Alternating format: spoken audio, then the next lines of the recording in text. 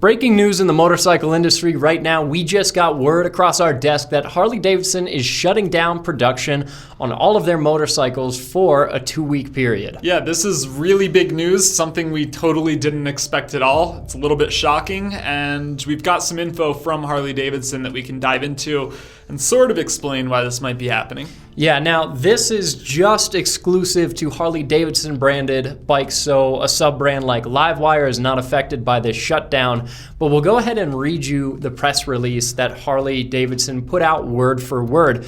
They said, quote, "Yesterday, Harley-Davidson Inc. took the decision to suspend all vehicle assembly and shipments, excluding Livewire, for a 2-week period. This decision, taken out of an abundance of caution, is based on information provided by a third-party supplier to Harley-Davidson late on Tuesday, 5-17, so 2 days ago, concerning a regulatory compliance matter relating to the supplier's component part." So diving into what they said there, from the sound of it, there is a part from a third-party supplier that's having some issue that was reported to them by the supplier, and because of that, they're ceasing production. Yeah, and if I had to take a random guess at what this could be, my first thought goes to emissions. Emissions regulations are getting much stricter.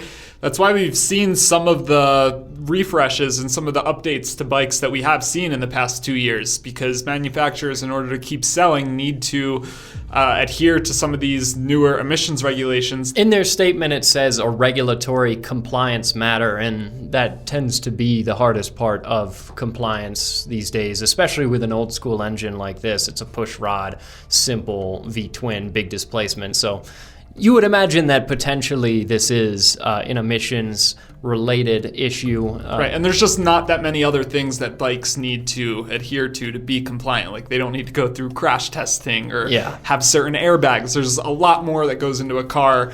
With the motorcycle, there's just a lot less. So yeah, that's why my mind goes to the emission system. Now, this obviously comes at not a very good time, because it's been difficult for Harley-Davidson over the last couple of years with sales figures. Although recently during COVID, motorcycle sales have definitely gone up, so that's been a help. But still, anything like this where you have to shut down production for a 2-week period can be really difficult, because a lot of times it's also very difficult to restart production once you've ceased.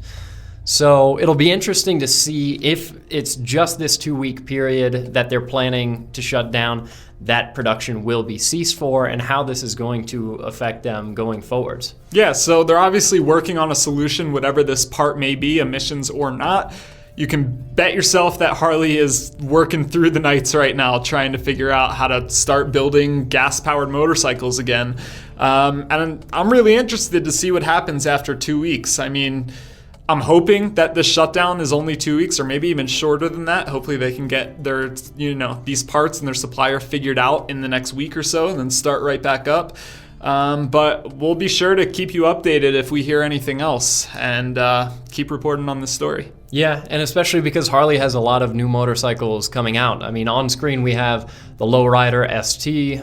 They also just revealed the Sportster Nightster, which is a smaller displacement alternative to the Sportster S that's come out. Of course, the Pan Am has been out for a good while now, but there's been rumors about that new Bronx finally making a return. Yeah, that was a bike that was supposed to come out like 2 years ago with that same Revolution Max. Yeah, and we didn't think that we were going to see anything like that until recently.